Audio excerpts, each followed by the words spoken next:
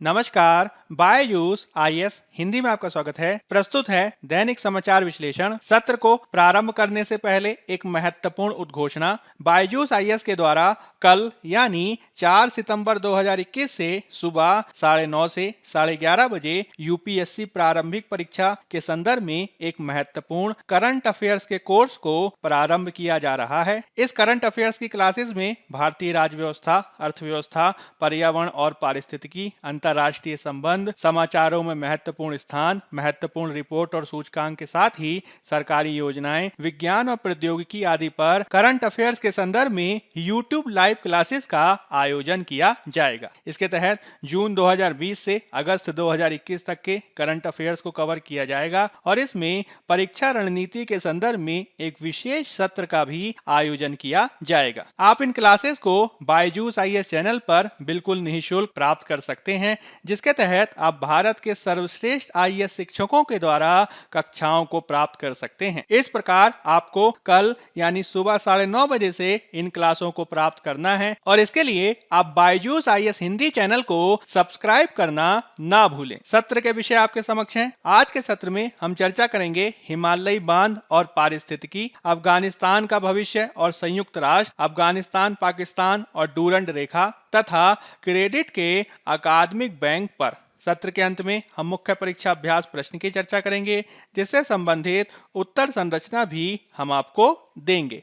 तो चलिए शुरू करते हैं। सबसे पहला एडिटोरियल आपके समक्ष है। इसे पेज नंबर 6 से लिया गया है और इसका संबंध जीएस पेपर 3 में पर्यावरण और पारिस्थितिकी से है। इसमें हम चर्चा करने जा रहे हैं हिमालयी बांध और पारिस्थितिकी पर। पर्यावरण मंत्रालय ने इस महीने की शुरुआत में सुप्रीम कोर्ट में दिए गए एक हलफनामे में खुलासा किया है कि उसने 7 पनबिजली परियोजनाओं को आगे बढ़ने की अनुमति दी है, जो कथित तौर पर निर्माण के उन्नत चरणों में है। इसमें से उत्तराखंड के जोशीमठ में 512 मेगावाट की तपोवन विष्णुगढ़ परियोजना भी शामिल है, जो हाल ही में फरवरी में बाढ़ से क्षतिग्रस्त हो गई थी। आपको ये ध्यान रखना है कि फरवरी 2021 में उत्तराखंड की बाढ़ ने कम से कम 2 पनबिजली परियोजनाओं को बहा दिया था। इसमें 13.2 मेगावाट की ऋषि जल विद्युत परियोजना और धौली गंगा पर तपोवन परियोजना महत्वपूर्ण थी, जो ऋषि गंगा नदी में बाढ़ के चलते बह गई थी। हमें यह भी ध्यान रखना है कि हाल में ही हिमालयी राज्यों में विविध प्रकार की प्राकृतिक आपदाएं देखी गई हैं। इसके बावजूद जिस प्रकार से पनबिजली परियोजनाओं को आगे बढ़ाए जाने के संदर्भ में अनुमति दी जा रही है, इसके चलते विभिन्न प्रकार के वाद विवाद पैदा हो गए हैं। इन वाद विवादों की पृष्ठभूमि में ही हम इस पूरे मामले को समझने का प्रयास कर लेते हैं। सबसे पहले हम इस बात को जानने का प्रयास करेंगे कि हिमालय में जल विद्युत परियोजनाओं का इतिहास किस प्रकार का है। आपको ध्यान रखना है कि 2013 में केदारनाथ की बाढ़ के बाद, जिसमें कम से कम 5000 लोग दुखद रूप से मारे गए थे, सुप्रीम कोर्ट ने उत्तराखंड में जल विद्युत परियोजनाओं के विकास को रोक दिया था, जब तक कि पर्यावरण मंत्रालय द्वारा इस तरीके की परियोजनाओं की आपदा को बढ़ाने में भूमिका की समीक्षा नहीं की जाती है। इसके बाद पर्यावरणविद रवि चोपड़ा के नेतृत्व में 17 सदस्यीय विशेषज्ञ समिति का गठन मंत्रालय द्वारा किया गया, जिसके द्वारा अलकनंदा और भागीरथी बेसिन में 24 ऐसी प्रस्तावित जल विद्युत परियोजनाओं की भूमिका की जांच की गई थी। हालांकि चोपड़ा समिति द्वारा यह निष्कर्ष निकाला गया कि 24 परियोजनाओं में से 23 परियोजनाएं इस क्षेत्र की पारिस्थितिकी पर अपरिवर्तनीय प्रभाव डाल सकती हैं, अतः इन पर आगे नहीं बढ़ा जाना चाहिए। हालांकि इसके बाद 6 निजी परियोजना से संबंधित डेवलपर्स, जिनकी परियोजनाओं को रोकने की सिफारिश की गई थी, वह इस बात को सामने रखते हैं कि किस प्रकार से उन्हें इस परियोजना के संदर्भ में आगे बढ़ने की अनुमति दी जानी चाहिए, क्योंकि केदारनाथ त्रासदी से पहले ही वह परियोजनाओं के निर्माण के संदर्भ में मंजूरी प्राप्त कर चुके थे। इसके बाद सुप्रीम कोर्ट द्वारा मामले की जांच के लिए एक नई समिति गठित करने का निर्देश दिया गया, जिसके चलते आईआईटी कानपुर के विनोद तारे के नेतृत्व में एक नवीन समिति का गठन किया गया। नवीन समिति द्वारा भी यह निष्कर्ष निकाला गया कि किस तरीके से इन परियोजनाओं का एक महत्वपूर्ण पर्यावरणीय प्रभाव हो सकता है, अतः इन पर आगे नहीं बढ़ा जाना चाहिए। किंतु इसके बाद फिर से 2015 में पर्यावरण मंत्रालय ने बीपी दास की अध्यक्षता में नई समिति का गठन किया, जिसने डिजाइन में संशोधनों के साथ 6 परियोजनाओं को बनाने की सिफारिश कर दी थी। पर्यावरण मंत्रालय द्वारा सुप्रीम कोर्ट में जो हलफनामा प्रस्तुत किया गया है वह इसी पर आधारित है और इसी के चलते पर्यावरण मंत्रालय के साथ बिजली मंत्रालय द्वारा भी इसका समर्थन किया जा रहा है। हालांकि हमें यह ध्यान रखना होगा कि ऐसी परियोजनाओं के सामने कुछ ऐसी चुनौतियां हैं जिसको ध्यान में रखे जाने की जरूरत है। सबसे पहली बात तो यह है कि जल मंत्रालय ने इसका विरोध करते हुए इस बात को सामने लाया था कि किस प्रकार से नदी की स्वच्छता के संदर्भ में यह बेहद आवश्यक है कि सभी मौसमों में जल प्रवाह के एक न्यूनतम स्तर को बनाए रखे जाना चाहिए, और यदि एक सीमा से ज्यादा जल विद्युत परियोजनाएं नदी क्षेत्र में बनाई जाएंगी तो यह जल प्रवाह के न्यूनतम स्तर को नकारात्मक रूप से प्रभावित कर सकता है। साथ ही साथ हमें यह भी समझना होगा कि किस प्रकार से जलवायु परिवर्तन के चलते ऐसी परियोजनाओं पर खतरा बढ़ सकता है। विशेष रूप से हाल ही में जो आईपीसीसी की नवीन रिपोर्ट आई है उसमें भी ग्लेशियरों के पिघलने से होने वाली ग्लेशियर झीलों की संख्या के बढ़ने और इससे आने वाली बाढ़ के संदर्भ में काफी आशंकाएं जाहिर की गई हैं। इस प्रकार की बाढ़ों को हम ग्लेशियर लेक आउटबर्स्ट फ्लड के रूप में जानते हैं, जिसके तहत उच्च पर्वतीय क्षेत्र में स्थित ग्लेशियर झीलों के फटने से इस प्रकार की बाढ़ों की त्रासदी देखी जाती है। पर्यावरणविदों का मानना है कि जिस तरीके से इस प्रकार की आपदाएं देखी जा रही हैं उसके लिए एक बहुत बड़ा जिम्मेदार ग्लोबल वार्मिंग भी है, क्योंकि ग्लोबल वार्मिंग के चलते हिमनदों के पिघलने की दर बढ़ रही है और हिमनद के पिघलने का एक कारण यह भी है कि किस प्रकार से बर्फ का जो थर्मल प्रोफाइल है यानी उनका जो औसत तापमान है उसमें वृद्धि देखी जा रही है। थर्मल प्रोफाइल के चलते इस बात की जांच की गई है कि किस प्रकार से बर्फ का तापमान जो पहले -6 से -20 डिग्री सेल्सियस तक होता था अब वह बढ़ गया है और यह -2 डिग्री सेल्सियस तक आ गया है। इसके चलते बर्फ के पिघलने के प्रति और ज्यादा संवेदनशीलता बढ़ गई है, जो आगे चलकर इस प्रकार की बाढ़ों को और बढ़ा सकता है। इस पृष्ठभूमि में यदि हिमालय क्षेत्र में व्यापक बुनियादी ढांचा परियोजनाओं को बनाया जाएगा तो वह निश्चित ही एक जोखिम भरा कार्य हो सकता है। हमें यह भी ध्यान रखना होगा कि किस प्रकार से हाल के समय में पर्वतीय क्षेत्रों में बादल फटने की घटनाएं देखी जा रही हैं, तीव्र वर्षा और हिमस्खलन की घटनाएं देखी जा रही हैं, जिससे इस क्षेत्र के निवासियों का जीवन आजीविका के साथ ही क्षेत्र की पारिस्थितिकी पर भी नकारात्मक प्रभाव पड़ रहा है। इसी के चलते हिमालय में जब भी नवीन जल विद्युत परियोजनाओं के संदर्भ में बात देखी जाती है तो इससे संबंधित बहुत सारी कठिनाइयां सामने आ जाती हैं। हमें ये समझना होगा कि किस तरीके से उत्तराखंड सरकार लगातार पर्वतीय क्षेत्रों का विकास करने के लिए कार्य कर रही है और सरकार का तो यह तक दावा है कि वह बिजली खरीदने के लिए सालाना 1000 करोड़ रुपए से अधिक का भुगतान करती है। इसलिए उसका तर्क है कि जितनी अधिक परियोजनाओं को रद्द किया जाएगा उसके लिए अपने विकास दायित्वों को पूरा करना उतना ही कठिन हो जाएगा। हालांकि उत्तराखंड सरकार के इस तर्क के प्रत्युत्तर में पर्यावरणविदों का कहना है कि निजी कंपनियों द्वारा जो विविध प्रकार की परियोजनाएं बनाई जा रही हैं उसमें उत्तराखंड राज्य के लिए उत्पादित बिजली को केवल एक सीमित प्रतिशत में ही आवंटित किया जाएगा। अधिकांश परियोजनाओं से उत्पन्न बिजली को दूसरे राज्यों में दिया जाना प्रस्तावित है और इसके चलते जो विकास किया जा रहा है उसका लाभ निवासियों को प्राप्त नहीं होगा और इसकी तुलना में उत्तराखंड के निवासियों आदि को अनुपातहीन जोखिम में डाला जा रहा है। इस प्रकार राज्य पर्याप्त रूप से मुआवजा प्राप्त किए बिना ही बड़े पैमाने पर पर्यावरणीय जोखिम उठा रहा है। हमें यह भी ध्यान रखना होगा कि हाल में बड़ी जल विद्युत परियोजनाओं को हमें ऊर्जा के अक्षय स्रोत के रूप में गिनना चाहिए अथवा नहीं गिनना चाहिए, इसको लेकर भी वाद विवाद पैदा हो गए हैं, क्योंकि केंद्र सरकार द्वारा जल विद्युत परियोजनाओं को अपने ऊर्जा के अक्षय स्रोत के रूप में लागू किया जा रहा है और इसके माध्यम से पेरिस जलवायु समझौते में निर्धारित लक्ष्यों को प्राप्त करने का प्रयास किया जा रहा है, किंतु पर्यावरण कार्यकर्ताओं का कहना है कि इस प्रकार की बड़ी जल विद्युत परियोजनाओं के पर्यावरणीय और पारिस्थितिकी लागत काफी अधिक होती है और सरकारों द्वारा इसकी अनदेखी करते हुए ही इस पर जोर दिया जा रहा है, जिसको रोके जाने की आवश्यकता है। इसी के चलते हमें जल विद्युत परियोजनाओं के संदर्भ में सावधानी पूर्वक आगे बढ़े जाने की आवश्यकता है। इसके संदर्भ में सरकार को विशेषज्ञ समितियों द्वारा दी गई सिफारिश का पालन करना चाहिए, जिसके तहत हिमालयी क्षेत्र में 2200 मीटर की ऊंचाई से अधिक सीमा पर जल विद्युत विकास नहीं किया जाना चाहिए। साथ ही साथ हमें यह भी ध्यान रखना होगा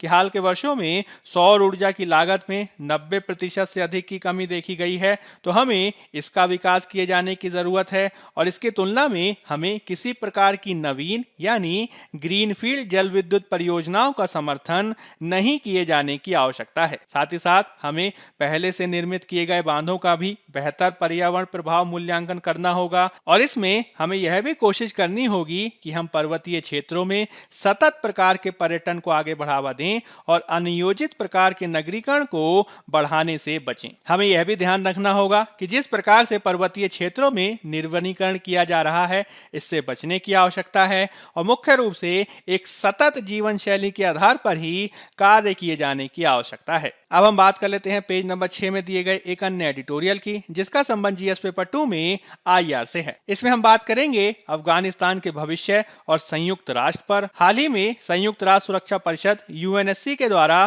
भारत की अध्यक्षता में संयुक्त राष्ट्र सुरक्षा परिषद प्रस्ताव 2593 को अपनाया गया है। इसके माध्यम से भारत के द्वारा अफगानिस्तान में अपनी चिंताओं को प्रस्तुत किया गया है।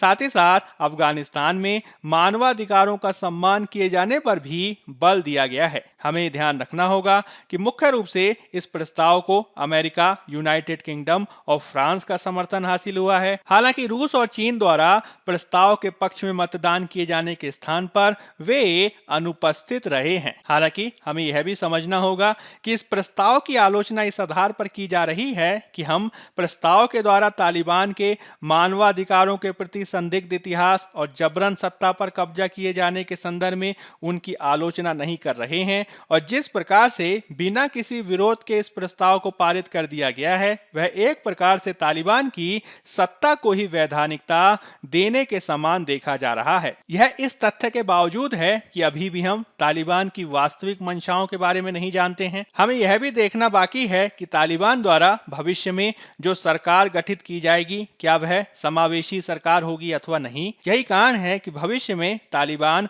उत्तरदायी रूप से व्यवहार करे, इसके लिए हमें सावधानी पूर्वक कार्य किए जाने की आवश्यकता है। भविष्य में तालिबान इसके संदर्भ में बेहतर कार्य करे, इसके लिए भारत भविष्य के अवसरों का लाभ उठा सकता है, जैसे कि भविष्य में तालिबान से संबंधित आतंकवादियों पर लगाए हुए प्रतिबंधों को हटाए जाने के संदर्भ में 1988 तालिबान प्रतिबंध समिति की बैठक होनी प्रस्तावित है, जिसके माध्यम से इस बात की समीक्षा की जाएगी कि जिन व्यक्तियों को आतंकवादी का दर्जा दिया गया है, क्या उन पर लगे हुए प्रतिबंधों को हटाया जाना चाहिए अथवा नहीं। इसके तहत तालिबान के नेताओं को फंड, हथियार और यात्रा की अनुमति देने के संदर्भ में निर्णय लिया जाना प्रस्तावित है। इसके अतिरिक्त आने वाले 17 सितंबर को संयुक्त राष्ट्र के अफगानिस्तान में सहायता मिशन को भी नवीनीकृत किया जाना है। भारत द्वारा इन दोनों ही अवसरों का लाभ उठाए जाने की आवश्यकता है। विशेष रूप से भारत संयुक्त राष्ट्र की सहायता से अफगानिस्तान में शांति प्रयासों को बढ़ावा दे सकता है। इसके संदर्भ में भारत बहुपक्षीयता को भी बढ़ावा दे सकता है, जिसके लिए भारत को ये कार्य करना चाहिए कि अफगानिस्तान पर लगे हुए प्रतिबंधों को केवल उसी सीमा में ही हटाया जाना चाहिए यदि उसके द्वारा अंतर्राष्ट्रीय कानूनों का सम्मान किया जाए, साथ ही साथ उसके द्वारा अल्पसंख्यक और महिला अधिकारों की भी रक्षा की जाए, तभी उस पर लगे हुए अंतर्राष्ट्रीय प्रतिबंधों को हटाए जाने की दिशा में कार्य किया जा सकता है। अब हम बात कर लेते हैं पेज नंबर 8 में दिए गए एक अन्य आलेख पर, जिसका संबंध जीएस पेपर 2 में आईआर से है। इसमें हम बात करने जा रहे हैं अफगानिस्तान, पाकिस्तान और डूरंड रेखा पर। लंबे समय से इस बात पर चर्चा की जा रही है कि तालिबान द्वारा किस प्रकार से अगस्त में अफगानिस्तान की सत्ता पर कब्जा जमाया गया। उसके बाद से ही तालिबान और भारत के संबंधों के साथ ही तालिबान और पाकिस्तान के संबंधों पर भी चर्चा की जा रही है। विशेषज्ञों का कहना है कि तालिबान और पाकिस्तान के संबंध 1990 के दशक से ही जारी हैं, जिसके तहत 1996 से 2001 के काल में तालिबान द्वारा जब सत्ता पर कब्जा जमाया गया, तब उसको किए जाने के संदर्भ में भी पाकिस्तान की महत्वपूर्ण भूमिका थी। इसके बाद 2001 और उसके बाद जब तालिबान को सत्ता से बेदखल कर दिया गया, उसके बाद भी उसके प्रमुख नेताओं को पाकिस्तान द्वारा ही शरण दी गई थी। इसके संदर्भ में पाकिस्तान का शहर क्वेटा महत्वपूर्ण है, जहां से तालिबान के द्वारा अपने शासन को चलाया जा रहा था। 2021 में अब चूंकि सत्ता पर तालिबान फिर से काबिज हो गया है, तो इसके बाद से पाकिस्तान लगातार ये आशा कर रहा है कि तालिबान से उसके संबंध और बेहतर होंगे। हालांकि दोनों के मध्य मुख्य रूप से जिस एक बात को लेकर विवाद है, उसे हम डूरंड रेखा के विवाद के रूप में जानते हैं। आपको ये ध्यान रखना है कि डूरंड रेखा अफगानिस्तान और पाकिस्तान के बीच की अंतर्राष्ट्रीय सीमा है, जिसे 1893 में ब्रिटिश सिविल सेवक सर हेनरी मोर्टिमर डूरंड और तत्कालीन अफगानिस्तान अमीर अब्दुल रहमान खान के द्वारा तय किया गया था। इसके माध्यम से मुख्य रूप से ब्रिटिश सरकार के द्वारा अफगानिस्तान राज्य के साथ अपने राजनयिक संबंधों को सुधारने का प्रयास किया गया। साथ ही साथ इस काल में जिस प्रकार से रूस के द्वारा मध्य एशिया और दक्षिण एशिया के विभिन्न क्षेत्रों में अपने प्रभुत्व को बढ़ाए जाने का प्रयास किया जा रहा था, उस प्रभुत्व की प्रतिक्रिया के संदर्भ में भी ब्रिटिशों के द्वारा अफगान राज्य से अपने संबंधों को बेहतर बनाने का प्रयास किया जा रहा था। हालांकि इस प्रकार के ग्रेट गेम में जिस तरीके से सीमा का निर्धारण किया गया, उसने आगे चलकर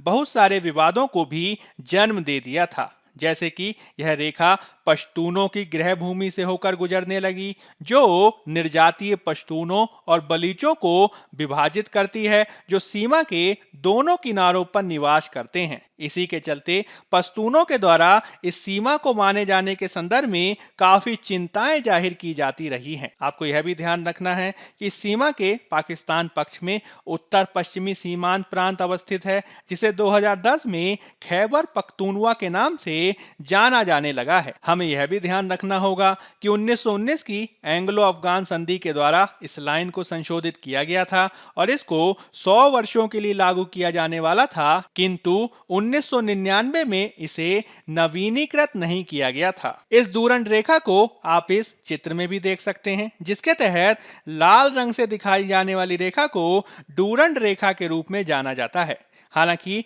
इस डूरंड रेखा के द्वारा उस क्षेत्र को विभाजित करने का प्रयास किया गया जिसे पख्तूनों के द्वारा पख्तूनिस्तान के रूप में जाना जाता है। हल्के नीले रंग में आप इस क्षेत्र को देख सकते हैं, जिसमें अफगानिस्तान और पाकिस्तान दोनों की ही क्षेत्रों में पश्तूनों और बलूच जनजाति की भारी जनसंख्या निवास करती है। मुख्य रूप से पाकिस्तान के क्षेत्र में यह नॉर्थ वेस्ट फ्रंटियर प्रोविंस के रूप में काफी महत्व रखता है। दूसरी ओर अफगानिस्तान के लिए भी यह काफी महत्व रखता है। हालांकि अफगानिस्तान वर्तमान डूरंड रेखा को मान्यता नहीं देता है, क्योंकि उसका कहना है कि अफगानिस्तान द्वारा दबाव में इसको स्वीकार किया गया था। यह उसकी इच्छा के चलते स्वीकार नहीं किया गया था। इसी के चलते अफगानिस्तान पाकिस्तान के साथ अंतर्राष्ट्रीय स्तर पर इस सीमा को मान्यता नहीं देता है और साथ ही साथ वह पाकिस्तान की इस अंतर्राष्ट्रीय सीमा को मान्यता देने से इनकार करने के साथ ही सीमा के भीतर पाकिस्तान की सीमा के अंदर के क्षेत्रों पर भी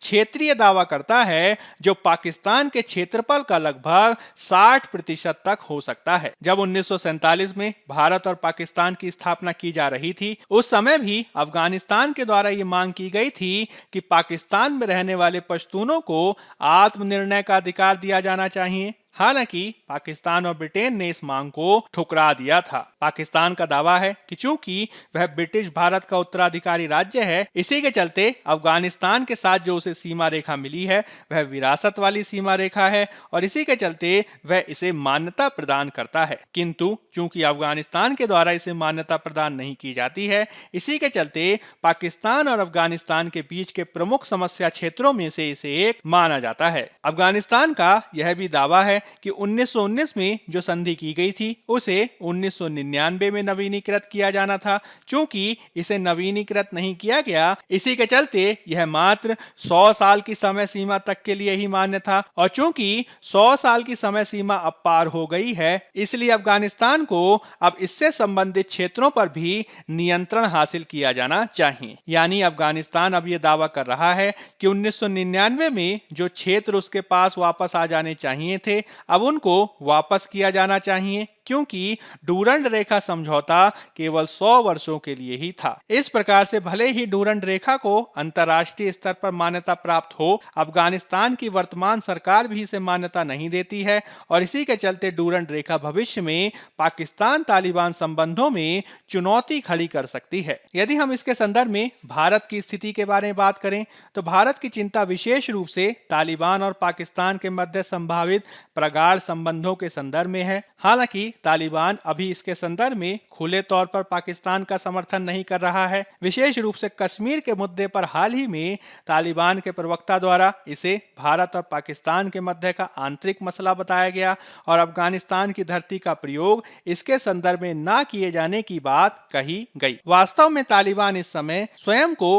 अंतर्राष्ट्रीय स्तर पर स्वतंत्र दिखाना चाहता है। इसी के चलते उसके द्वारा पाकिस्तान से रणनीतिक दूरी दिखाई जा रही है। हालांकि डूरंड सीमा एक ऐसा क्षेत्र हो सकता है जहां पर तालिबान और पाकिस्तान के मध्य भविष्य में विवाद संभावित है, और भारत को भी इन सभी घटनाक्रमों को ध्यान में रखते हुए ही अपनी रणनीति को निर्धारित किए जाने की आवश्यकता है। अब हम बात कर लेते हैं पेज नंबर 8 में दिए गए एक अन्य आलेख पर, जिसका संबंध जीएस पेपर 2 में एजुकेशन यानी शिक्षा से है। इसमें हम बात करेंगे क्रेडिट के अकादमिक बैंक पर। हाल ही में 40 केंद्रीय विश्वविद्यालयों के द्वारा क्रेडिट के अकादमिक बैंक की संकल्पना को अपना लिया गया है, और इसके माध्यम से ये उम्मीद की जा रही है कि भारतीय उच्च शिक्षा के क्षेत्र में बहुविषयकता को बढ़ावा दिया जा सकना संभव होगा। इस पृष्ठभूमि में ही हम इस बात को समझने का प्रयास करते हैं कि क्रेडिट का अकादमिक बैंक, जिसे अंग्रेजी में एकेडमिक बैंक ऑफ क्रेडिट यानी एबीसी कहा जाता है, वह क्या होता है। वास्तव में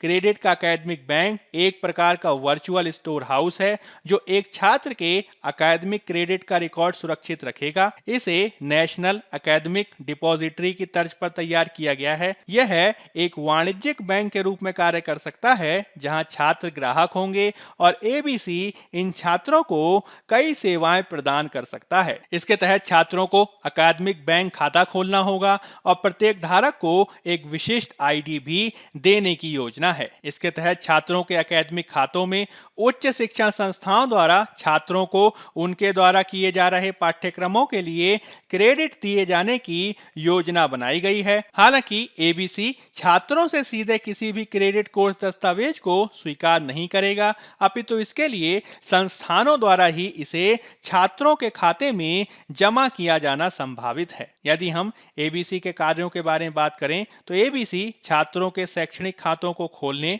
बंद करने और मान्य करने के लिए जिम्मेदार होगा। इसके अलावा इसके द्वारा क्रेडिट का सत्यापन, क्रेडिट का संचय, छात्रों के क्रेडिट का हस्तांतरण और हितधारकों के बीच एबीसी को बढ़ावा दिए जाने के संदर्भ में कार्यों को भी किया जाएगा। इसके पाठ्यक्रमों में स्वयं आदि के माध्यम से पेश किए जाने वाले ऑनलाइन और दूरस्थ मोड के पाठ्यक्रमों को भी शामिल किए जाने का प्रस्ताव किया गया है। आपको यह भी ध्यान रखना है कि छात्रों द्वारा अर्जित इस प्रकार के एकेडमिक क्रेडिट की वैधता 7 वर्ष तक होगी, जिसकी वैधता को विषय या अनुशासन के आधार पर भिन्न भी किया जा सकता है। एबीसी के माध्यम से इस बात का प्रावधान भी किया गया है कि छात्रों के द्वारा इस क्रेडिट को विभिन्न माध्यमों से अपने लिए इस्तेमाल किया जा सके। जैसे कि यदि किसी छात्र ने 1 वर्ष पढ़ाई करने के पश्चात उस 1 साल में 100 क्रेडिट जमा किए हैं, तो वह 1 साल के बराबर होंगे, और यदि वह